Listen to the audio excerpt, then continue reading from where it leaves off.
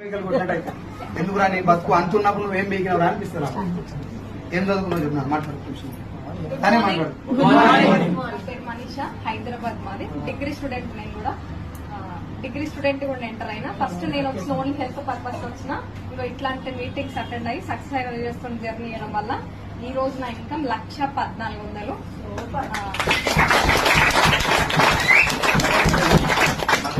మామూలుగా జనరల్ గా లేడీస్ కు ఫాదర్ అంటే బాగా ఇష్టం ఉంటుంది, అవునా కదా? జెంట్స్ కూడా చాలా మంది, బట్ లేడీస్ ఫాదర్ తోటి ఎక్కువ కనెక్షన్ లో ఉంటారు.